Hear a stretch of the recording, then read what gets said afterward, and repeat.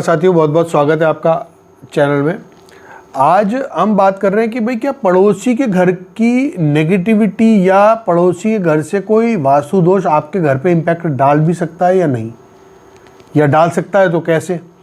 तो आज के वीडियो को शुरू करने से पहले आप सबका बहुत बहुत धन्यवाद जिन्होंने चैनल को सब्सक्राइब किया।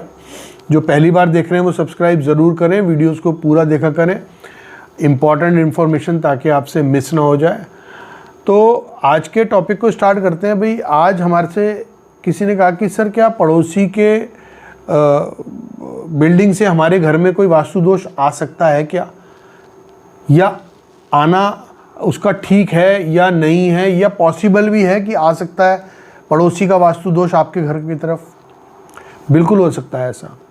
देखिए, जो हमारे नेबर्स होते हैं उनसे हमारे ऊपर एक इम्पैक्ट हमारी लाइफ में ज़रूर होता है। अब जैसे कुंडली की बात कर लेते हैं, कुंडली में थर्ड हाउस हमारे नेबर्स का होता है ना। तो अब नेबर्स का जब थर्ड हाउस होता है तो इसका मतलब कुछ ना कुछ नेबर्स का इम्पैक्ट है हमारी लाइफ के अंदर, तो जो हमारी कुंडली भी बताती है। तो या हॉरोस्कोप की अगर बात करते हैं, एस्ट्रोलॉजी की बात करते हैं, तो ऐसे ही वास्तु में। तो अगर वास्तु में क्या कोई पड़ोसी का वास्तु दोष हमारे घर को इम्पैक्ट कर सकता है? बिल्कुल कर सकता है। कैसे कर सकता है, एक पॉइंट बताते हैं कि कैसे हम इसको चेक कर सकते हैं कि पड़ोसी का वास्तु दोष हमारे घर की तरफ लग सकता है। देखिए, वाटर जो होता है, वाटर इज ए एलिमेंट जिसको एनर्जाइज किया जा सकता है या जो एनर्जाइज होता है ना। पानी, जल हम सब जानते हैं। अब जैसे पहले के समय में आप देखा करते थे कि भाई ऋषि मुनि जो होते थे वो कमंडल में से जल आपके ऊपर फेंक कर कोई वरदान देते थे या कोई श्राप देते थे। तो जल में बड़ी शक्ति बताई गई है। तो अब अगर किसी पड़ोसी का जल आपके घर के ऊपर आता है, सपोज करिए कि आपके पड़ोसी के घर का जो ओवरहेड वाटर टैंक है, आपका पड़ोसी जो है वो उसके घर का जो आपके पड़ोस वाली बिल्डिंग है उसमें जो छत पर पानी का टैंक लगा हुआ है, अगर वो ओवरफ्लो करके आपके घर पे पानी गिर रहा है उसका, तो आप मान सकते हैं कि ऐसा हो सकता है कि उस वाटर के ज़रिए उसका दोष आपके ऊपर इम्पैक्ट कर सकता है। तो वाटर हमने बताया कि वो एनर्जाइज्ड एलिमेंट है, एक वो एनर्जाइज हो जाता है। जैसे माहौल में जाता है, जैसा पानी जिस पात्र में डालिए तो वैसी शेप ले लेता है, तो वैसे ही उसको एनर्जाइज वो हो जाता है।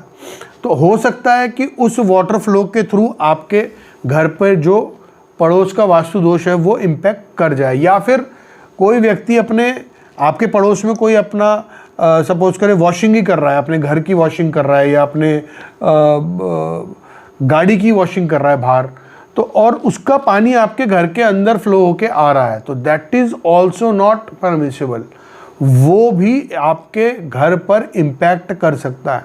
तो इसका आपको ध्यान रखना है कि पड़ोसी के घर से, चाहे पीछे का पानी, पीछे का पड़ोसी, लेफ्ट राइट, कहीं का भी किसी भी साइड से जो प्रॉपर्टी आपके प्रॉपर्टी से टच हो रही है और उसका कहीं से भी कोई वाटर फ्लो आपके ऊपर किसी भी प्रकार से आपकी प्रॉपर्टी के ऊपर, चाहे वो छत से आ रहा हो, चाहे वो फ्लोर के थ्रू आ रहा हो, आपकी प्रॉपर्टी पे अगर कोई सराउंडिंग्स प्रॉपर्टी का वाटर का फ्लो आपकी प्रॉपर्टी की तरफ आ रहा है या आपकी प्रॉपर्टी को इम्पैक्ट कर रहा है, तो that is not permissible as per vastu.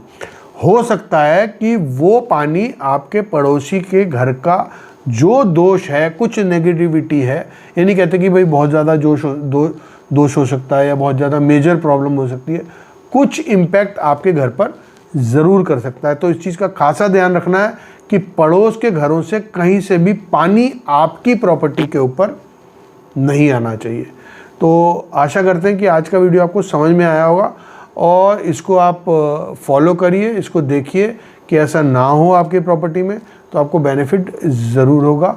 आज के वीडियो में इतना ही, फिर मिलते हैं किसी नए टॉपिक के साथ। तब तक के लिए बहुत बहुत धन्यवाद।